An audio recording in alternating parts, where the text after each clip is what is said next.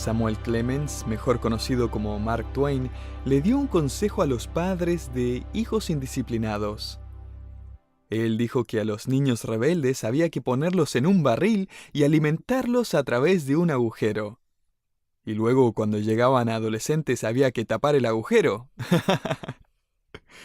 Quizás esté tentado a seguir su sugerencia, pero no lo haga. Es nuestra naturaleza, sin embargo, reaccionar mal con niños o adultos indisciplinados. Evitamos o aún aislamos a la persona que miente o es molesta.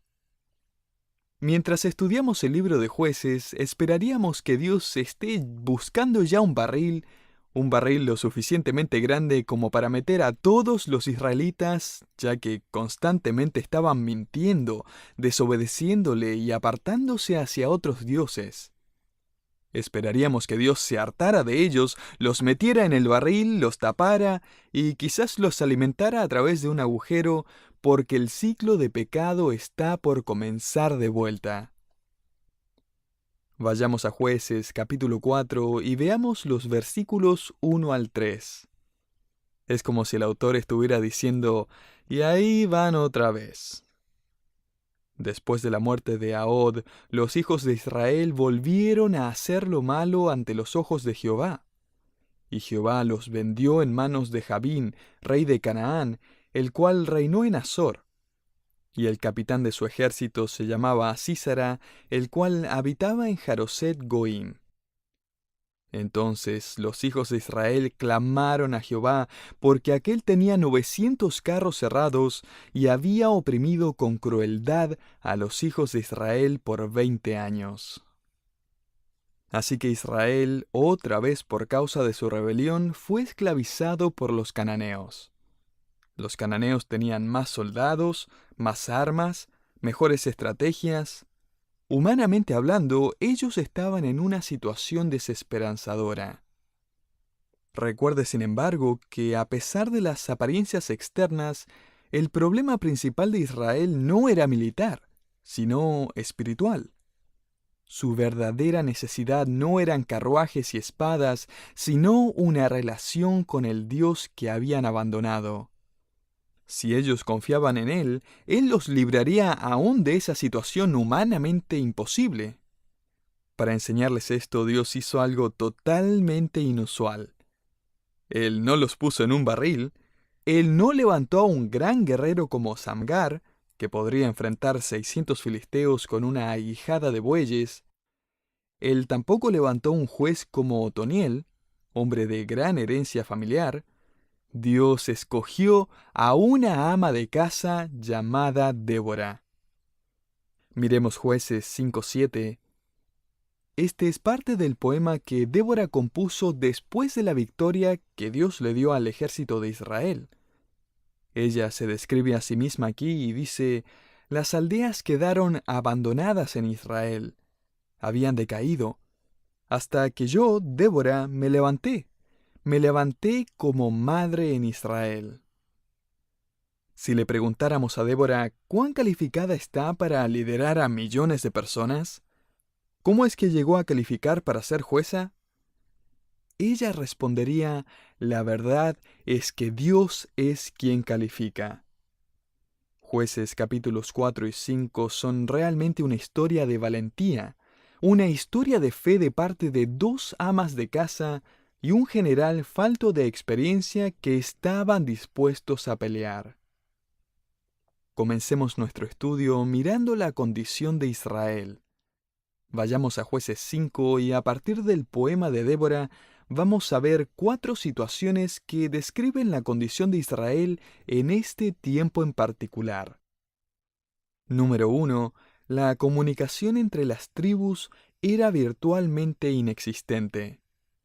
Sabemos esto a partir de la última frase en Jueces 5:6. Quedaron abandonados los caminos, y los que andaban por las sendas se apartaban por senderos torcidos. La gente estaba tan amedrentada que ya no viajaba por caminos principales. El que viajaba lo hacía de noche y probablemente el sistema de correos ya no funcionaba. Las tribus estaban aisladas unas de las otras. Número 2. Las ciudades estaban sobrepobladas con personas desarraigadas y desanimadas. Se nos dice esto en la primera frase de Jueces 5:7. Las aldeas quedaron abandonadas en Israel, habían decaído. En otras palabras, ya no habían más aldeanos. Todos se habían mudado a las ciudades. La nación no era poderosa en lo absoluto, así que los pueblos eran presa fácil. Sin protección, los granjeros y los pastores fueron forzados a dejar sus raíces y moverse a las ya sobrepobladas ciudades por protección. Número 3. Las ciudades estaban bajo constante amenaza de guerra. Note Jueces 5:8. Cuando escogían nuevos dioses, la guerra estaba a las puertas. Esta es una referencia al hecho de que para ese entonces ellos estaban siendo sitiados. Número 4. Las fuerzas militares en Israel eran pequeñas y los recursos eran escasos. Sabemos eso a partir de la segunda frase de Jueces 5:8. ¿Se veía escudo o lanza entre 40.000 en Israel? Esto nos dice dos cosas acerca del ejército de Israel. El ejército había sido reducido en tamaño a solo 40.000. Esto puede sonar como un gran número, pero la población de Israel eran millones. Por lo tanto, el número de los soldados debía estar entre los 100.000. Esto también nos dice que el ejército no tenía armas para pelear. Este ejército, según Jueces 5:8, no tenía escudos ni lanzas. ¿Y contra quién debía pelear Israel? Contra Jabín, rey de Canaán, y Sísara, quienes estaban armados con 900 carros cerrados. Esto era, todo esto, lo último en equipamiento de guerra en aquel día. Así que los israelitas estaban desunidos, desanimados y desarmados. ¿Por qué? Leemos la respuesta en Jueces 5:8. Escogían nuevos dioses. Estas tres palabras resumen la respuesta. Esta es la mentira de Satanás. Él dice que entrar en algún tipo de actividad pecaminosa es liberador. Él dice, sácate esas cadenas morales y ven a pasar un buen tiempo. Vive la vida, eso es libertad. No, eso es esclavitud. El pecado de la nación de Israel ha provocado ahora que estén esclavizados y aterrorizados por un hombre con 900 carruajes cerrados. Ahora, ¿a quién escoge Dios en esta situación tan difícil? Él escoge a una ama de casa. No sabemos mucho acerca de esta interesante mujer, Débora. No se nos dice nada acerca de su familia, ni aun de qué tribu era ella. Es interesante que en lo que tiene que ver con guerra, Débora no sabe pelear. Dios va a levantar a un general con el nombre de Barak, quien va a liderar el ejército. Sabemos aún menos acerca de Barak. No sabemos si él tenía experiencia en combate ni nada por el estilo. En Jueces 4:6, Débora manda a traer a Barak y tampoco se nos dice mucho acerca de este encuentro. No hay un registro de un plan de ataque, nada. Débora simplemente dice, ve a pelear contra Jabín. La respuesta de Barak es un poco vergonzosa, sin embargo. Leamos Jueces 4:8. Barak le respondió, si tú fueres conmigo, yo iré, pero si no fueres conmigo, no iré. Esto no suena como un gran guerrero, suena más como un cobarde. Débora responde, probablemente dándole una palmadita en su casco en Jueces 4:9. Ella dijo, iré contigo, mas no será tuya la gloria de la jornada que emprendes, porque en mano de mujer venderá Jehová a Sísara. No vamos a estudiar esta parte de la historia, pero sabemos que el nombre de esta otra mujer es Jael. Sísara huye de la batalla y se encuentra con la tienda de Jael. Ella le provee un lugar para refugiarse y él se va a dormir. Mientras Sísara está durmiendo, Jael le clava una estaca en la cabeza y lo mata. Una forma bastante macabra de morir, Pero fue la forma en que Jael manejó la situación. Jueces 4, 17 al 22. En estos capítulos encontramos la historia del éxito de los israelitas en contra de sus enemigos Jabín, el rey de Canaán, y su brillante general Sísera. Se dan unas razones en el poema de Débora por las cuales Israel tuvo éxito. Permítame darle 3 de ellas. Primero, la gente se ofreció sin titubear. Note Jueces 4:10, y juntó Barac a Zabulón y a Neftalí en Cedes, y subió con 10,000 hombres a su mando, y Débora subió con él. Hubieron realmente 3 tribus que pelearon con Barac. Volvamos a Jueces 5 para ver cuáles son. La primera tribu es la tribu de Isacar. Note Jueces 5:15. Caudillos también de Isacar fueron con Débora, y como Barac, también Isacar se precipitó a pie en el valle. Barac está liderando y este pequeño grupo de hombres va corriendo hacia el valle detrás de él. La otra tribu es la tribu de Zabulón. Leamos Jueces 5:18. El pueblo de Zabulón expuso su vida a la muerte.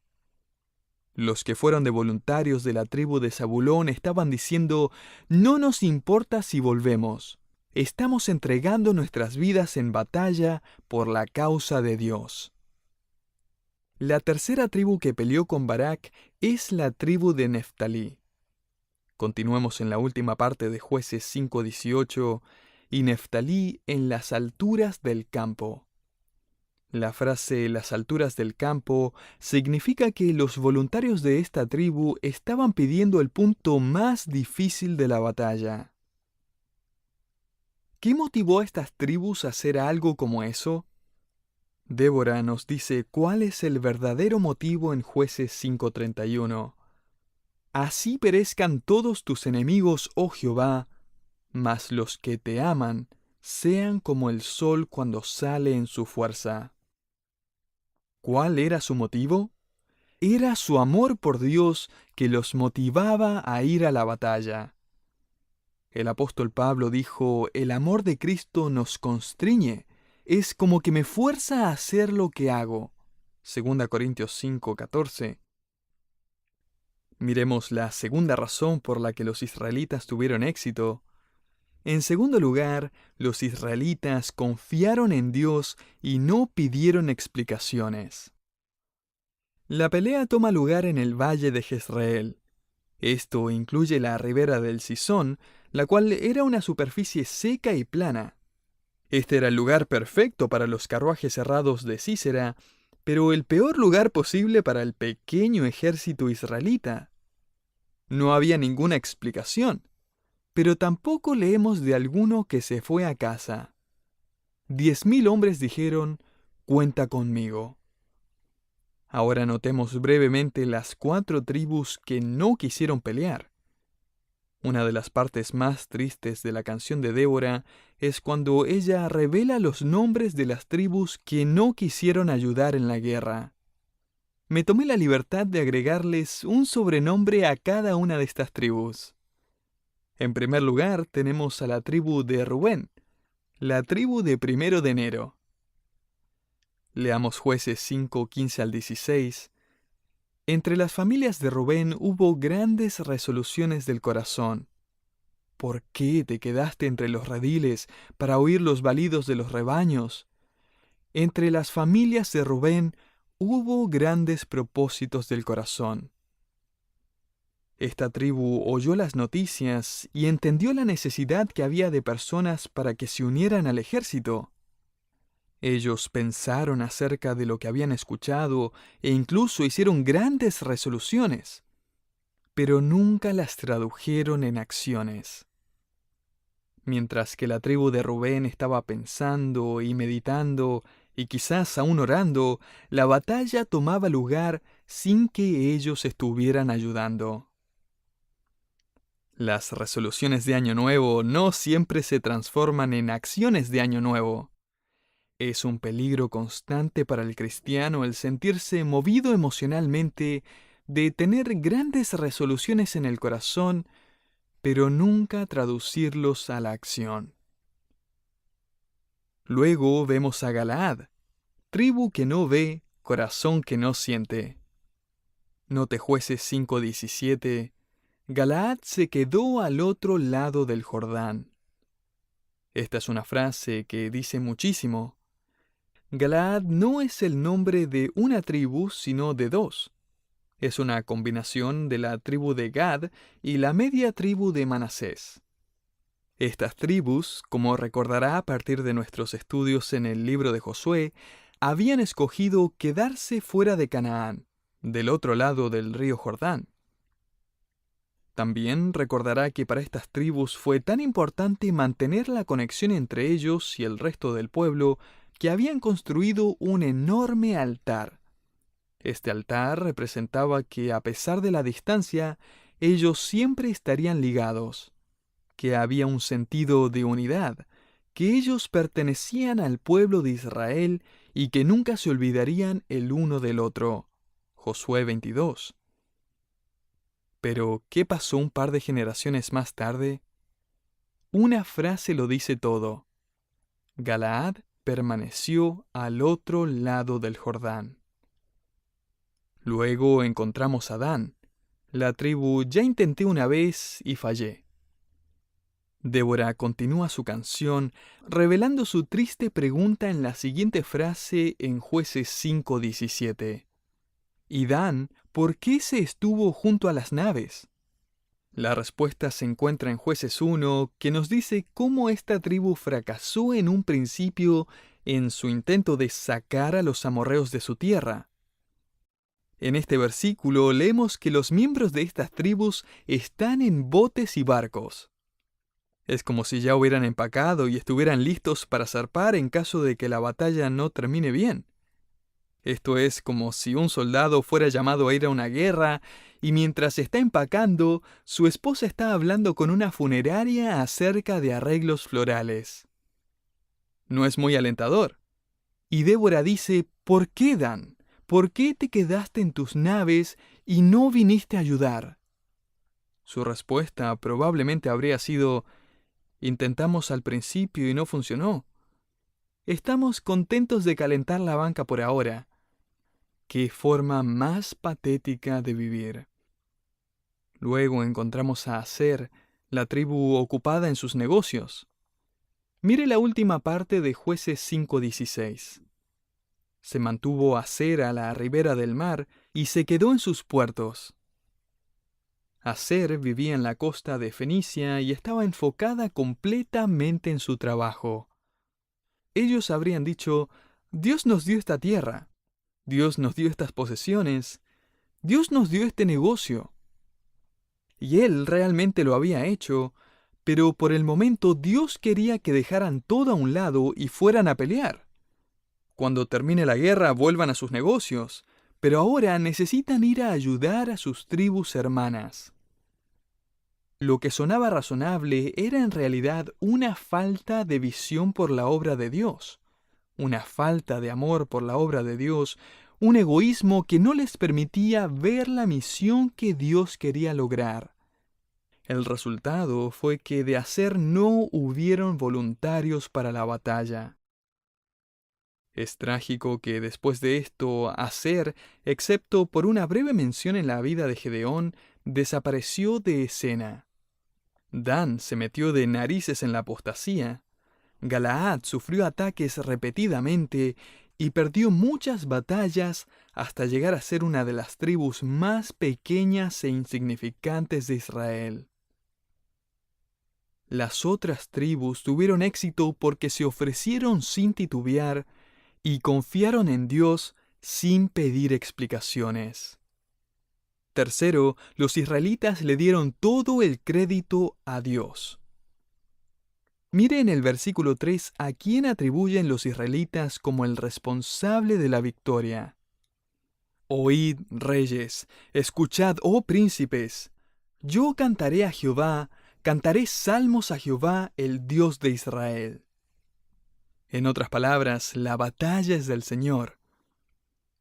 Igualmente ahora nos seguimos preguntando qué pasó en ese día en el valle de Jezreel.